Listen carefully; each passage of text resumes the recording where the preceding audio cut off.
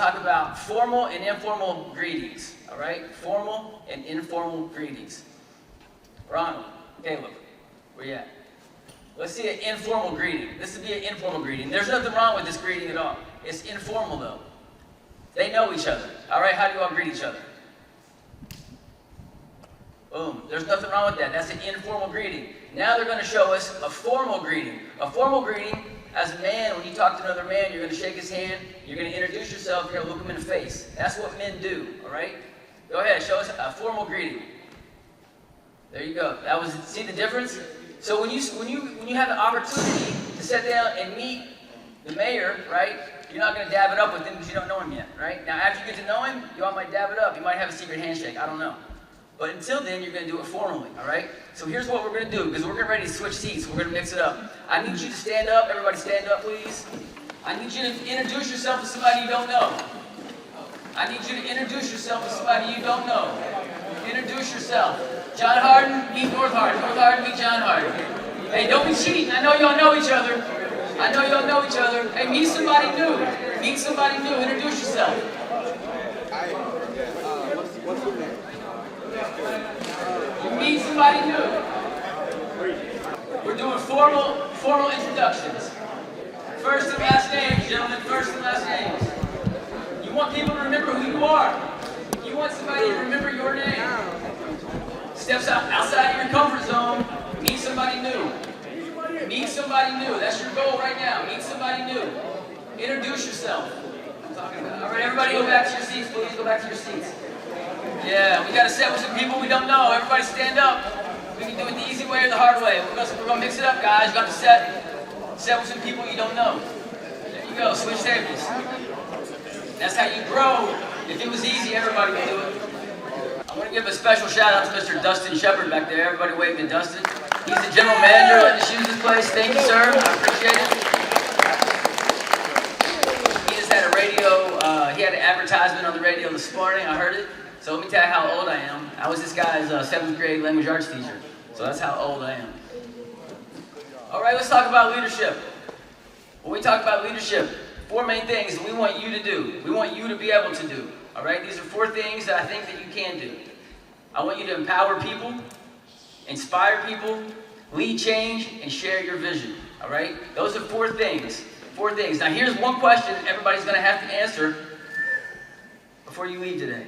This is the question that you're going to have to be able to answer for me. That's all you got to do. That's the only test you're going to have today. The only test. You're going to have to answer this question. What can you do to be a leader in your community? What can you do? You specifically. So if you think, well, I'm 15, what am I going to do? I'm 14, what am I going to do? Wrong. There's tons of stuff you can do. After we talk today, after you listen to these speakers, right, you're going to be able to answer this question. That's what I want, all right? So we're getting ready to start, all right? So once again, everybody get comfortable. Make sure your cell phones are away. All right, let's talk about our body language. Let's make sure that we have our hoods off. Let's make sure that we're focused. We're listening to the speaker, all right?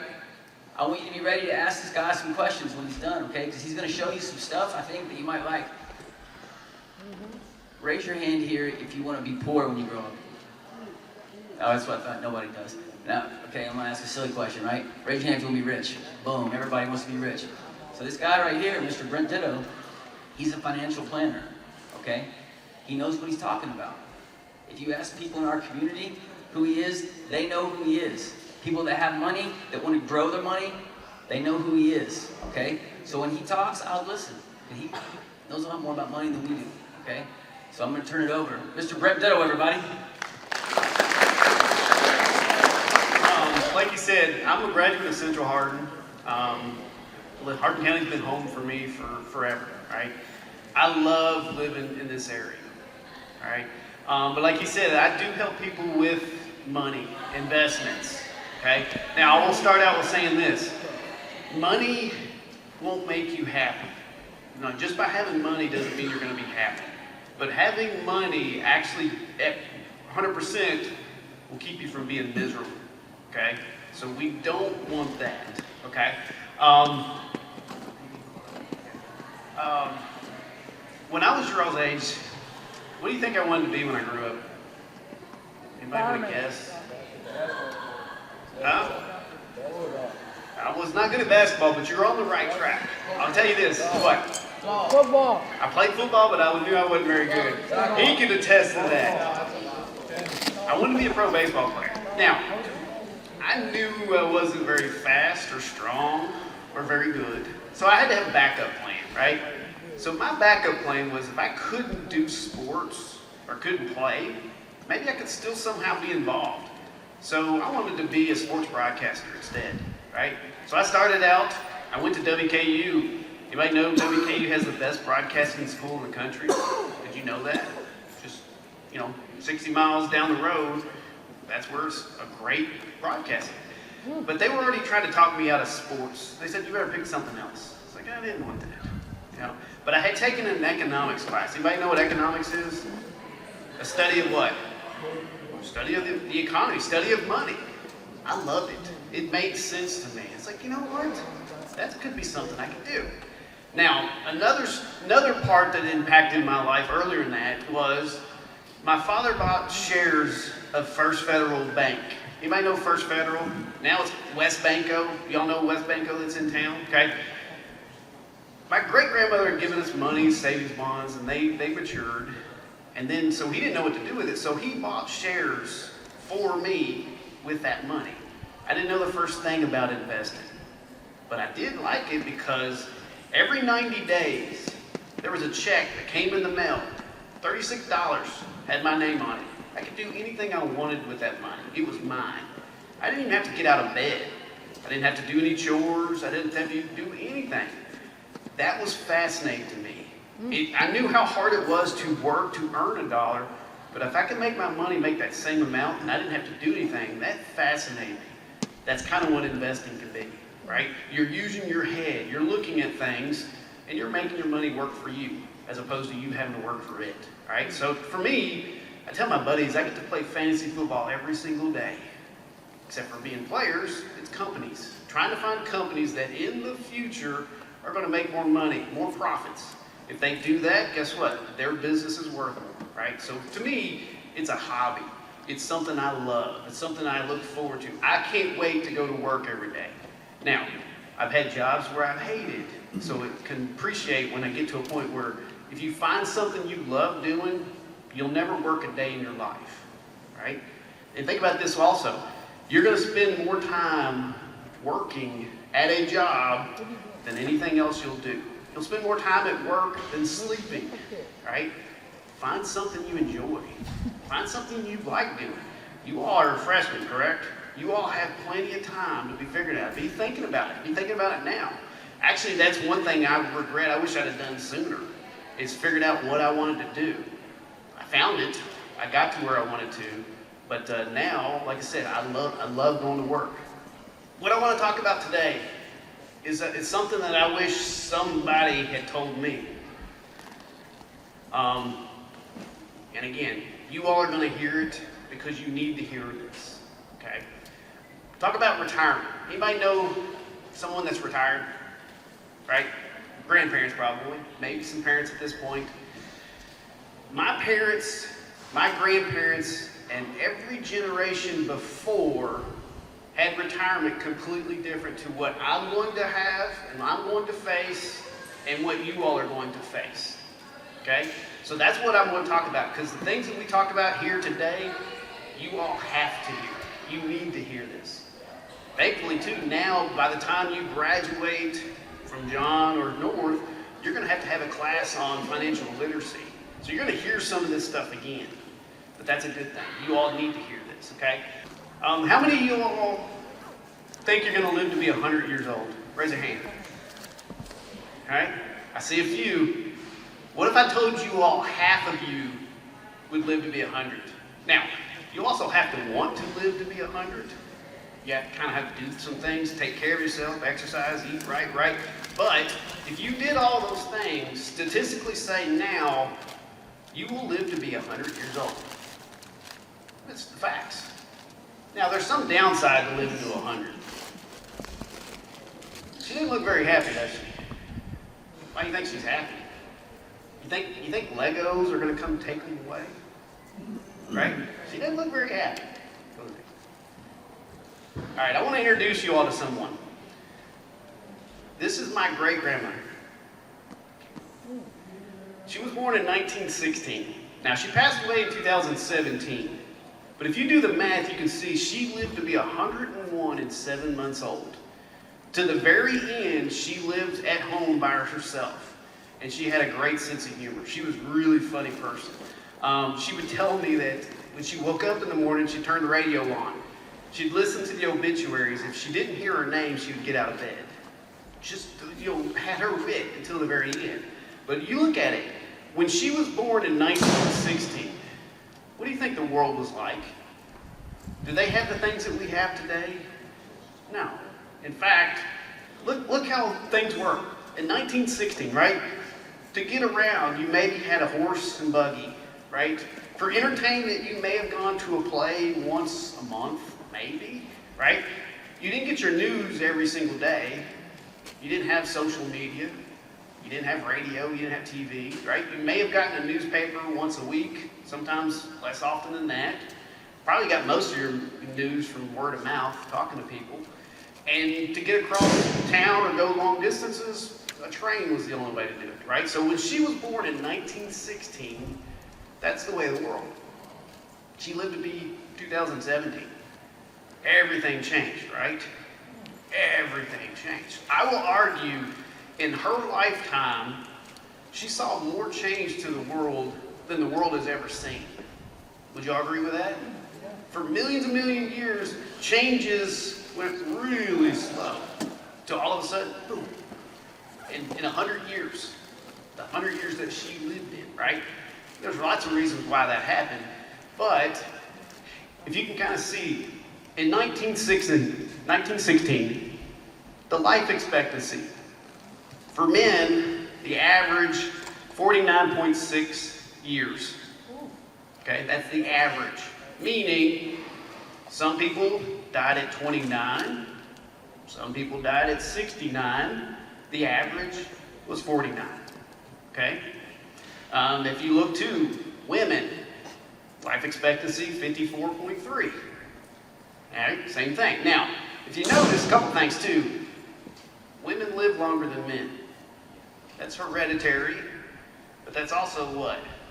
We as guys, we're known for doing stupid things every once in a while, aren't we? That happens. That's part of it. Another thing I want to point out, notice this. See the ages? Notice how it gets it drops. What was going on about 1916, 1917 time frame? What was happening in the world? Anybody know? World War I, right? The ages, the life expectancy falls for the people that were born that went to go fought and died, right? So it brought the numbers down. Interesting side note. All right, now, fast forward a little bit for you all, okay? I know, I may not, you might be close to this, but the average life expectancy of people that are you all, because you all are probably, 2010-ish? I've got an 8th grader at home, and so she was 2009, so y'all 2008, right? All right, see, doing some quick math, right? So you all, their average life expectancy for you all, men 75, women 80, meaning some will be 55, some will be 95, the women 60, 100, right? So you are all life expectancy, if you want to, you can live to be 100, okay? Now, the changes is what we're going to talk about, right?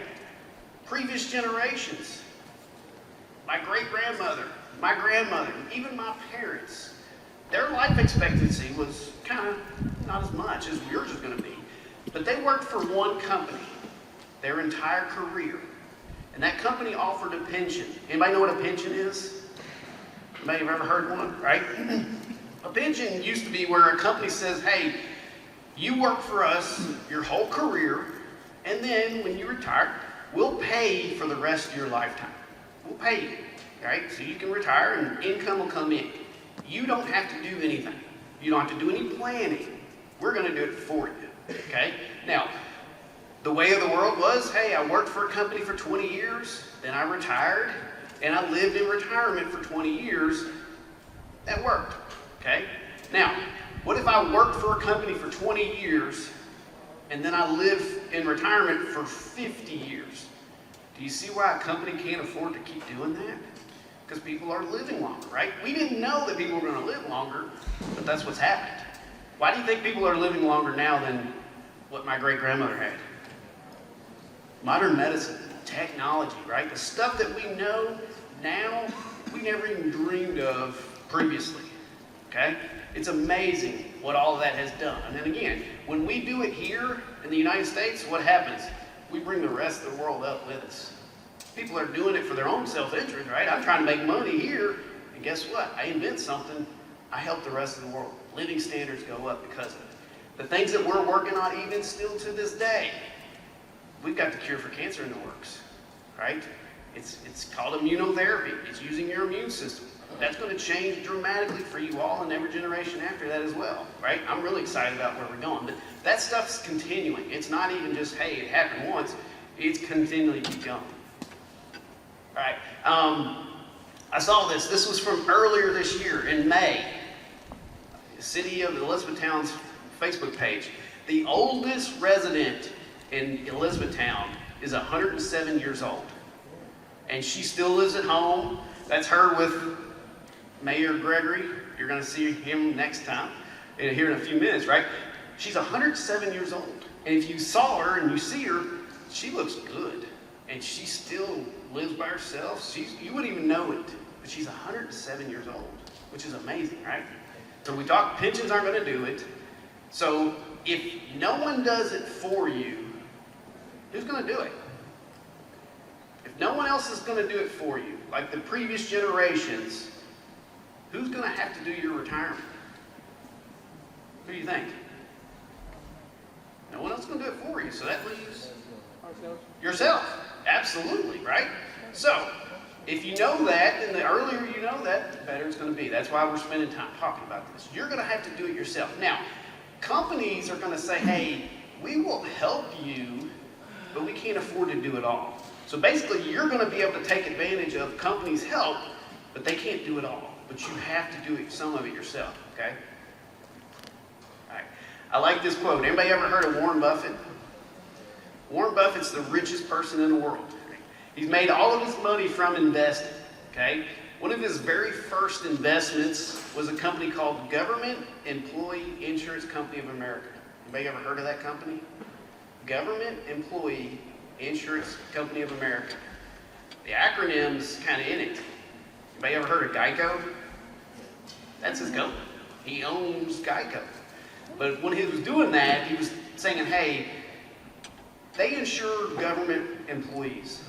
Typical government employees, an office worker or a teacher, right? They don't go skydiving on the weekends. They're not living crazy risk lifestyles. So what he was thinking is, hey, they pay their insurance, their life insurance. I get this money. Eventually, I'm going to pay them something when they die.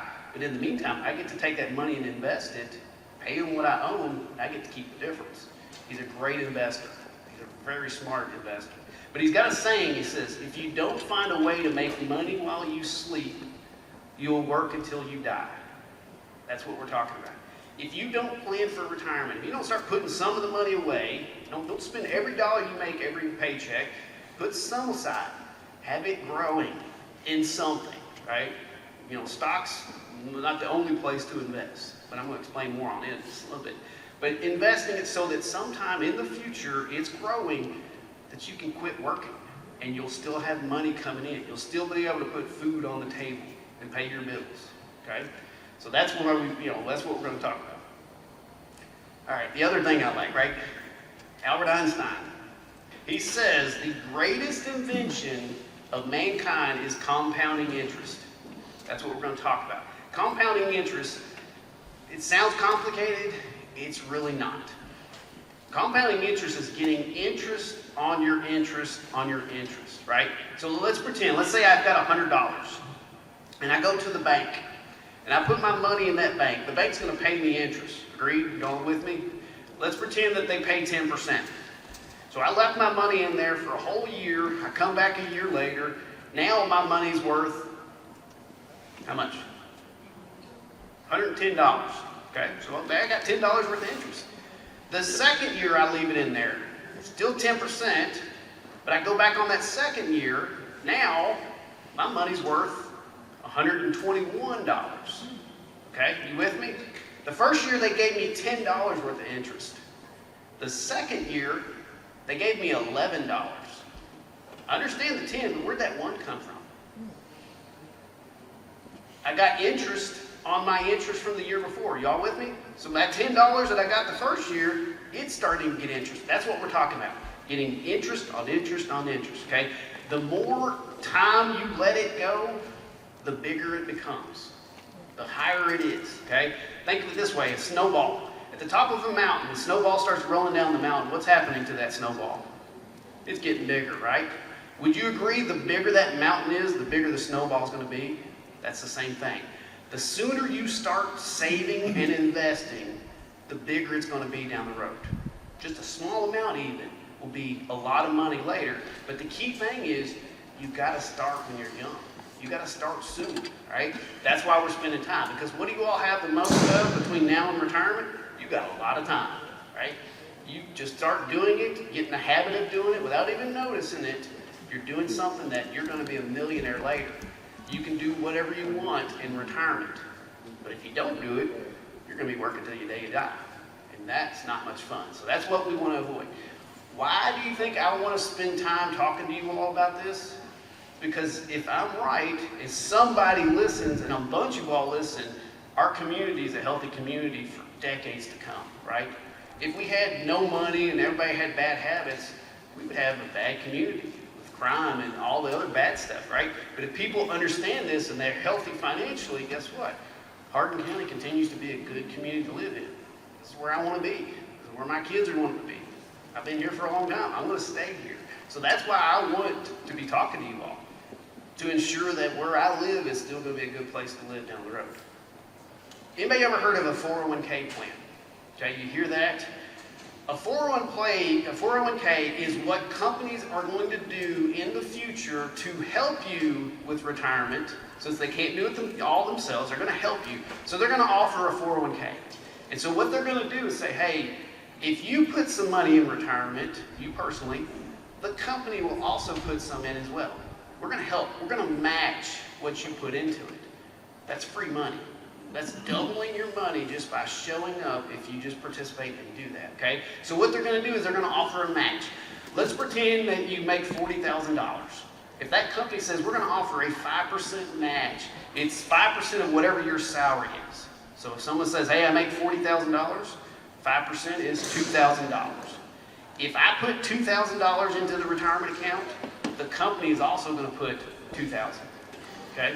Now, if I put in $1,000, they're only going to put in $1. If I put in $0, they're not going to put in anything, okay? So you want to be doing this. When you start working, the first paycheck, get in the habit of starting to do this. And it's going to keep growing. All right. Now, if someone said, hey, I want to do $2,000 a year, just start at $2,000 a year. That works out to be $166.67 a month. I don't know if y'all know, but your cell phone bill or your cable bill is probably in that same range. You could afford to do it if you wanted to, okay? But I want you to get in the habit of just doing it. Get started doing it, okay? But if you did that, you know, again, you're putting in your money, they're putting in theirs. Guess what? You're doing it, okay? So let's go through an example. Let's say somebody's going to start when they're 22. If you can do it sooner, I hope you do. I'll show you that in a second. Let's say somebody does exactly what I just told you, $166.67. They get $2,000, the company's going to give them $2,000. So that's a total of $4,000. Let's say you do this till the age of 65, okay? Now, what we don't know is how fast it's going to grow. The economy has a big indication on how much money grows, okay? All right? Again, if it grew at 8% every year, by the time you're 65, you have 1.3 million. 10%, you'd have $2.3 million. At 12.6, which has been the average, some years it's 0 and some it's 25-ish, right? You would have almost $5.2 million by the time you retire. Do you think you could retire comfortably with $5 million in the bank? I could. if I got 12% a year, my money grew every year by 12%. Take 12 divided into 72, this is called the rule of 72, it would give you an idea. If I got 12% a year, my money would double every 6 years. If I got 10%, it would take 7.2 years to double. Do you see how it slows down? Went from 6 years to 7.2. If I got 3%, it would take my money 26 years to double. So to his point, if it doesn't grow very fast, it's going to take forever. It's going to be slower, right? We want it to grow as high as we possibly can, as consistently as we possibly can, okay? All right, so that's what we're wanting to do. Now, what we're talking about, growing, investing, right? Anybody ever heard of buying stocks, right? Good. When you hear stocks, I want you to think ownership. You own a part of that business. You, along with millions of other people, own it, right? It could be lots of things. It could be McDonald's, it could be Nike, Walmart, you name it. You own a part of that business. If that business makes more money next year, what do you think? Is the business more valuable or less valuable? More. Guess what? Your little part goes up in value, right? So that's what we're talking about. When we're talking about investing and growing it, we're wanting companies that are going to grow in the future, right? You know, we're going to diversify. We want a bunch of them. But like I said, that's what we're talking about. That's been a good way to invest over time. Because companies make money. Companies are smart. If they're not, what happens to the companies? They go by the wayside, right? You continue to keep going fire. You're letting someone else help you pick those. You don't have to do it yourself. Someone else is picking which companies to own, right? You may be the next Amazon, Apple, Google, right? Someone else is doing that for us. We don't have to be looking for that. A mutual fund, somebody's going to do it for you, all right? If that's what you're wanting to do. All right, so this is a free website. Y'all know, have you ever heard of Dave Ramsey? Anybody? You will.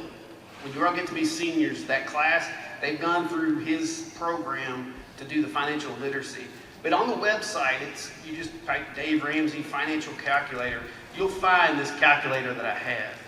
So now, this is something where you can play around with. You can say, what if I did this? What if I did that? Where would I be, right? All right, let's say you're 18 years old. You can do it sooner. And in fact, if you want to do investing, I would ask your parents, hey, I would like to do this. For one, they'd be floored that you asked something so smart and intelligent and mature. Wow, I'm really impressed. They will help you find a place to do it. You can do it a lot of places. You can do it online. There's Fidelity, TD Ameritrade, Charles Schwab. There are people like myself in the community everywhere. Somebody will help you. If you want to do investing and get started, the sooner the better. But let's say you start, let's say you do 18, you're 18, okay? Let's say you're going to start with $100. I'm going to put $100. I'm going to start investing that.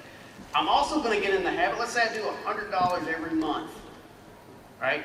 Just put it in there. It's coming out of the bank account. I don't even notice it's gone, all right? And then let's assume it grows at 12%. Like I said, that's been the average, right? All right, so what do you think? 18 years old, $100 a month from now till you're 60-something. $3.5 million. Now, later, when you're working, in your 20s, maybe your 30s for sure, your 40s, is $100 a month much of all? Could you afford to probably save more at that point? Absolutely, right? So all we're doing is just doing something early on that eventually what would happen? You'll up it, you'll increase it because you're going to have more money. The other part too is that $100, if you did it at a company, you put in 50, the company's going to put in 50. You didn't have to do much at all, it was $50 a month, all right? So we can change that. So what we can control is how much we save, right? Let's change that. Let's move the monthly contribution. Let's put it to $500. What do you think is going to happen? Is this number going to change a lot or a little, you think?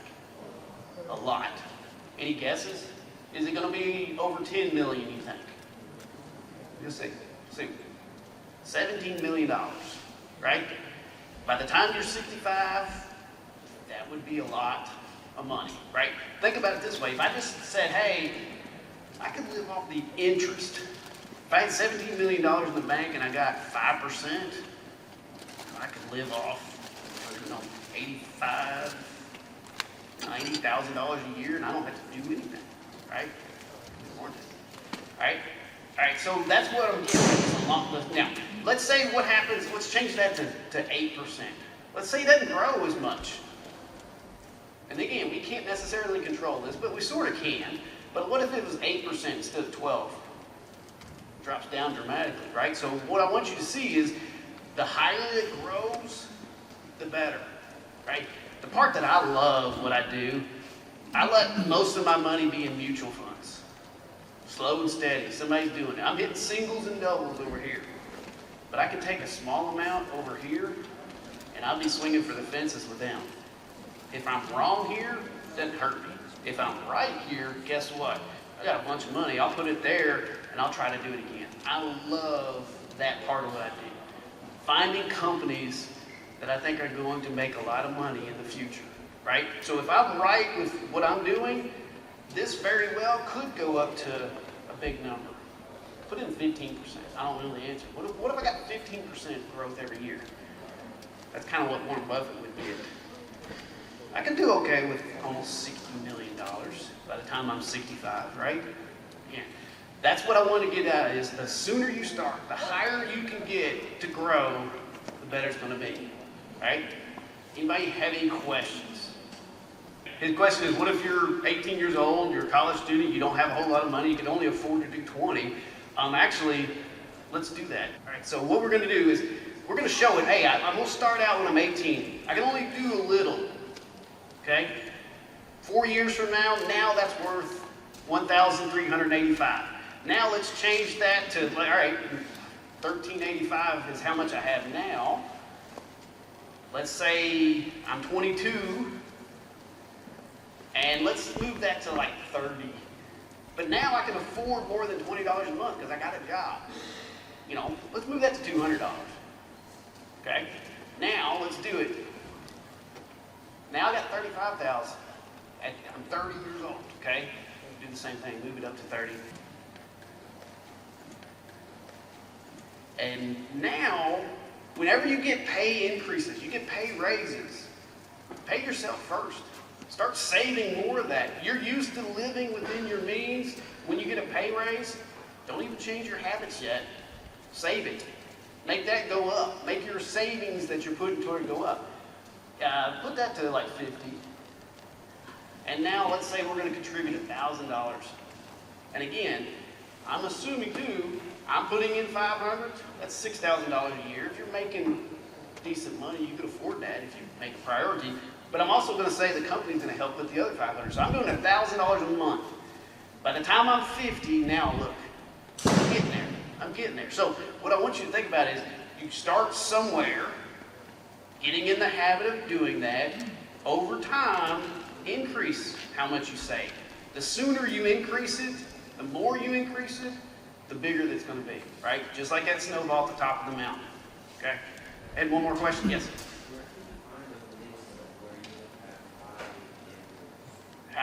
That's a good question, right? There's people pay a lot of money to figure out where do I want to go next, right? It's going to be tough. You're going to have to be looking saying, hey, where do I think we're going in the future? I'm trying to think that all the time, right? Where is new opportunities? Where's new inventions? Where's new ideas? Where are those going? To me, there's a lot of technology that's coming. You know, think about it this way. Is everything that's been invented already happened? No, right? So you need to look for new technologies, new ideas. Where does that pop up? For me, it comes anywhere. I've had a couple where I'm just walking through the house and on the nightly news I saw something that's like, whoa.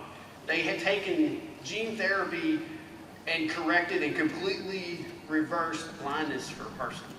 I was like, that's pretty cool, right?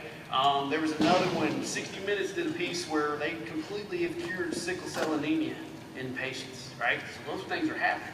My thought that I told you about, cancer immunotherapy. We're curing people's cancer. In your body, some of your immune system can see your cancer mutation, but you don't have many of those cells in your body. They take your cells out of the body, they grow it out by an army of billions of your cells, and just put them back in your body. They go to work, they kill the cancer, they leave the rest of the body alone, right? It's amazing. Another one that I have that I like a lot. We figured out a way to recycle plastics, right? Plastic's a big problem. As you know, plastic doesn't go anywhere. It sits for 10,000 years without breaking down. Also, plastic's made from oil. We know about oil. Oil is a monopoly product, right? If we start reusing our plastic, our dependency for oil falls, right? The company I'm talking about, got to have a monopoly on that. So there's anywhere, and that's what the fun part can be, is I'm looking for it. I'm not actively trying, but when I see it, I take that and say, I'm going to go investigate what they do. Can I invest in that? You see new technologies. You all see new fashions, new shoes, new things. There's a way that you can invest if you see it. Be like, hey, I remember when the first people started to come out with Crocs, you know, the shoes. If you saw them, you're like, people like those, right? You could have invested, you could have made a bunch of money. Now, something like that's also a fad where it goes up and then it comes back down. Similar to like Peloton bikes during COVID, right? So you kind of also need to be realistic. It can be anywhere. You know, if you're in debt, you can't take chances and grow your money because you owe to somebody else. So that's another reason people make a lot of problems is they go into debt. So try not to do that. Debt's not fun, right? But yes, if you match it, if you put it in the 401k, they have to match. They will. I appreciate you all listening. You all have been very attentive in that. I'm grateful for that. Hopefully, just some of you all listen here. And again, if that has happened, I promise I've changed your family tree, which is pretty cool to think about for me. All right? Thank you all.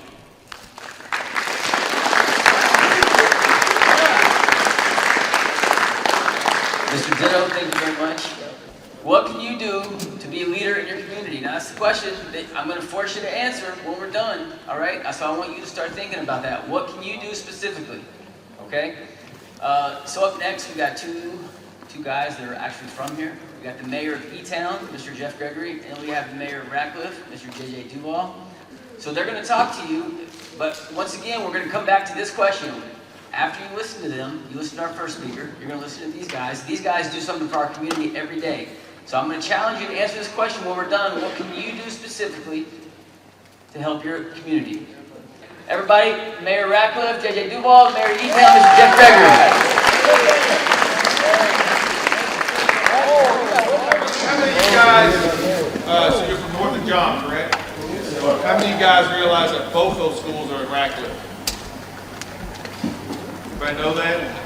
Right? So John has an E-Town address, but where's it located?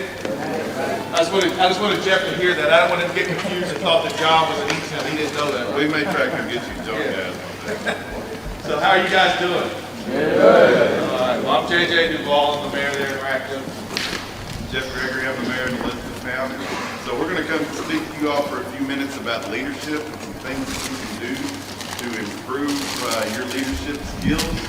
And I see Mr. Mahomes put that question up on the board. And before we get started, I want to go a little interactive and ask you all, what are some of the things that you can do to improve your community?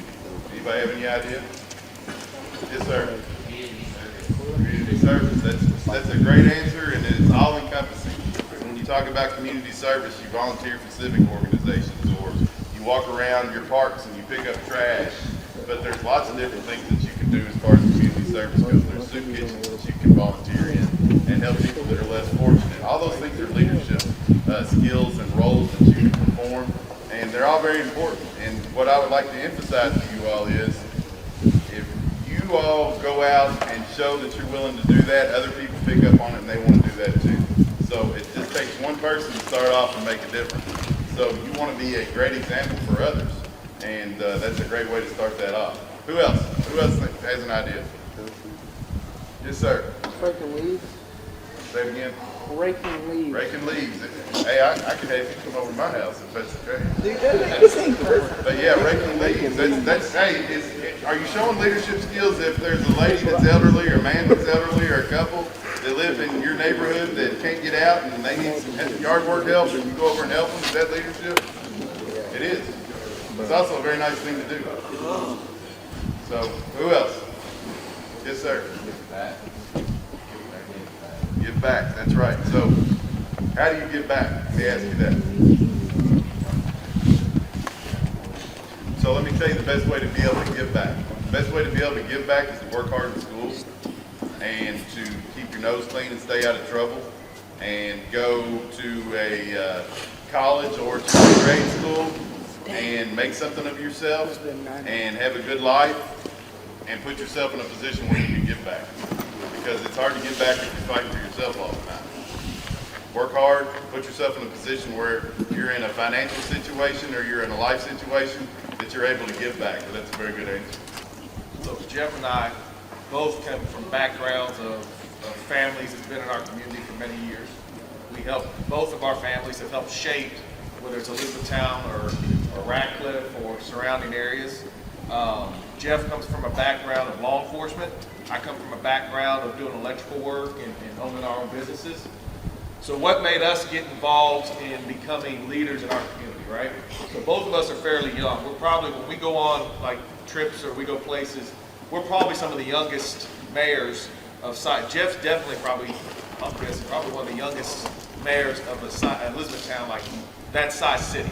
I mean, that's compared to Bowling Green, Owensboro, Covington, Newport, like our cities that are huge here in our communities. So Jeff's probably one of the youngest. I'm one of the youngest mayors for a city our size. So I started when I was 26. So when you talk about leadership, you talk about wanting to see change. I got involved because I didn't like how we were being taxed in our business. There was a tax that the city of Radcliffe put into place on businesses that I didn't agree with. And so in speaking with the council person, I'm one of those, when somebody tells me I can't do something, I try it. And so when the council person told me that that's just the way it is, and if you don't like it, and I remember his finger coming to my face and telling me, well, you should just run for council. Well, I did. Well, keeping in mind, that same gentleman years before that ran for mayor and lost. I ran for mayor and won. So I guess I did a pretty good job, but I made the changes that I wanted to see happen in my community. And so doing that, just like this young man said, I stepped up and took the challenge, and at 29 years old, I was elected mayor of Radcliffe. So and I'm also a North Harden grad, so I was proud to be part of my community and help shape what goes on in my community. So one of the things that I will tell you, the very first place to start being a leader, in my opinion, and I think Mr. Wright will agree with me, Mr. Mahone will agree with me, Coach Lewis will agree with me, is it all starts with a great attitude. Everybody wants to be around somebody that has a great attitude. It's infectious. They want people that are upbeat, they want people that are positive, they want people that have a can-do attitude, and they want people that work hard. So everything starts with a great attitude. Another trait that you must have is you have to be honest. And you've got to tell the truth, because people will watch every move that you make, and they want to know that you're a solid guy. They want to know that you tell the truth. And listen, in our line of work, do you think that we ever make mistakes? He makes more than I do. But we all make mistakes. Occasionally we mess up. So you know what you do when you make a mistake? Do you try to hide it? Do you try to lie your way around it? Listen, and this is a great lesson, I promise you. If you make a mistake, just look at whoever it is that you're dealing with and say, hey, I messed up. What we need to do to fix it? My fault, I messed up. Because I promise you, in life, most people are very forgiving, and they appreciate somebody that is not perfect and is willing to admit that. So the best thing you can do is just say, hey, I messed up. What do I need to do to fix it? What do I need to do to make it right? That's the way you approach things. And then you keep your integrity and you keep your character, and then that leads to what I want to talk about that is the very most important, and it starts before or even now in your all's age group, and that's reputation. Because listen, it takes all your life to build your reputation. All your life. And you can ruin it in a split second. One bad decision and then followed by another bad decision, or something goes on, you can, if you're dishonest, immoral, or get outside of what your character should be, you ruin your reputation just like that, and then you've got to start all over. So, your reputation is important, but everything that comes with that, as far as honesty and your character, and telling the truth and being honest and working hard, that's what builds your reputation. So, all those things are what leads you to who you're going to become. And listen, like I said, everybody makes mistakes and everybody messes up. You just have to be willing enough to admit that, hey, I messed up. What do I need to do to fix it? And I'm sorry. It's okay. You guys got your freshmen, you got 4 years. Jeff and I, at the last time we were here, we talked. I mean, it really passes fast.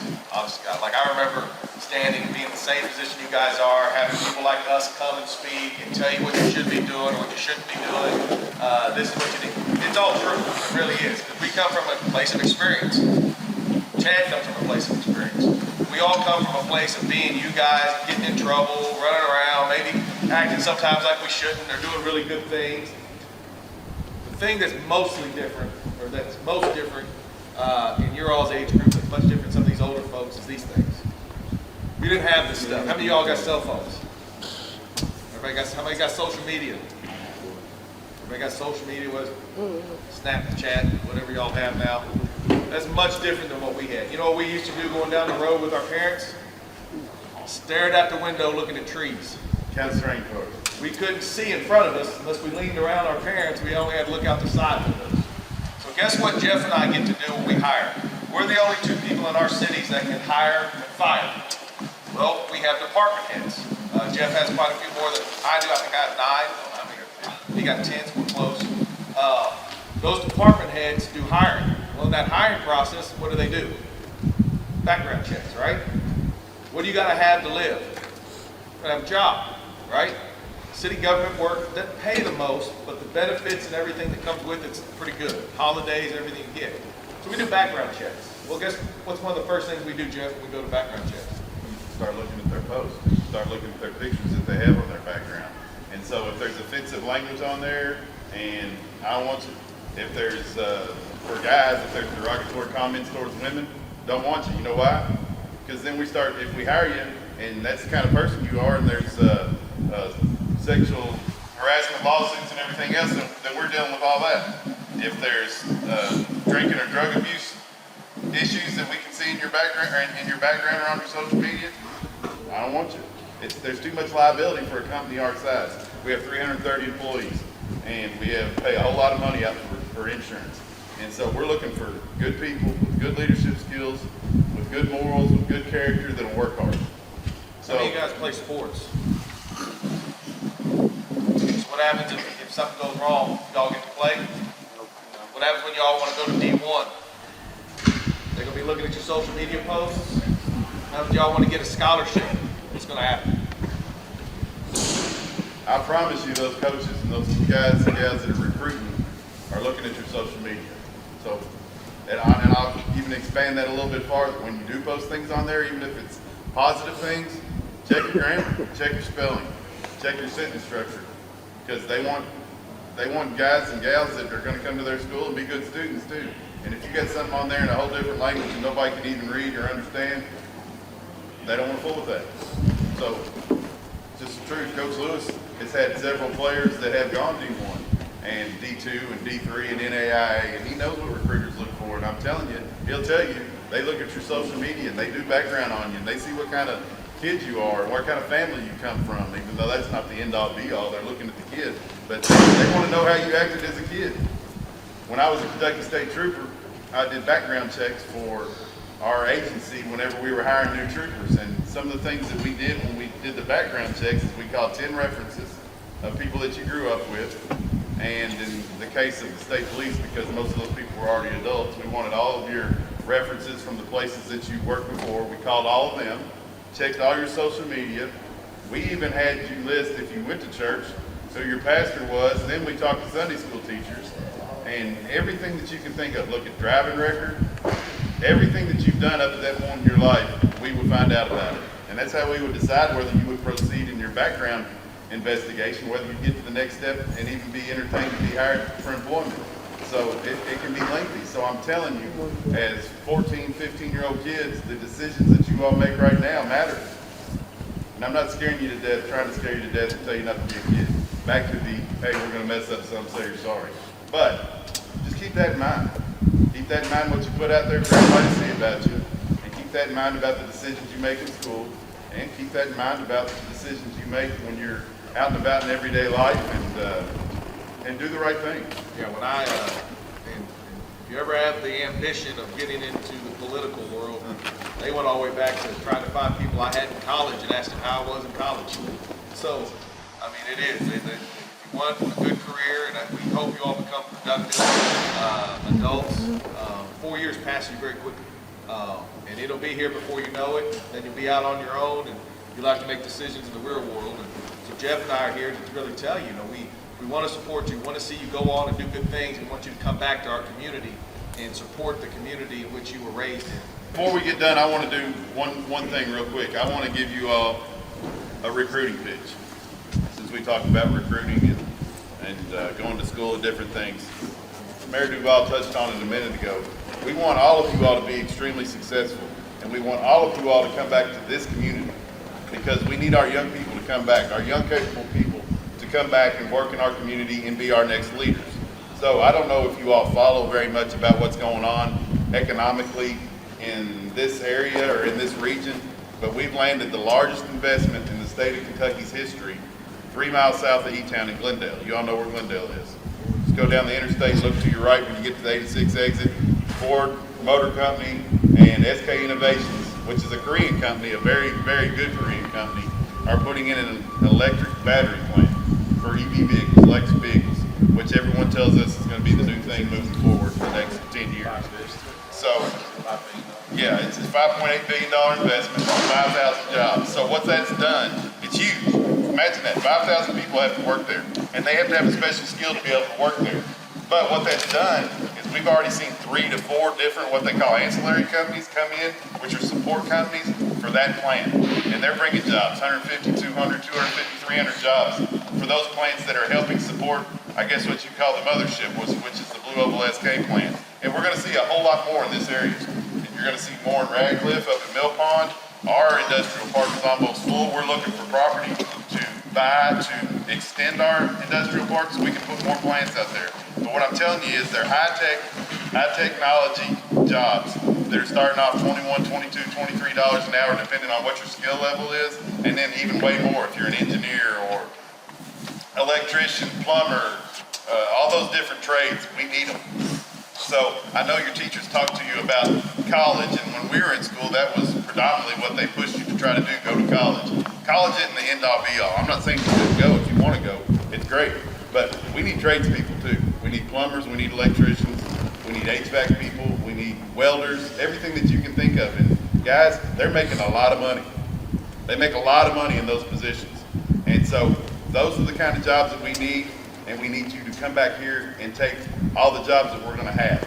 So there's a tremendous, tremendous opportunity in this region for you all. A lot of those jobs will be available about the time you all. Yes, it's almost perfect timing, to be honest with you, for this group.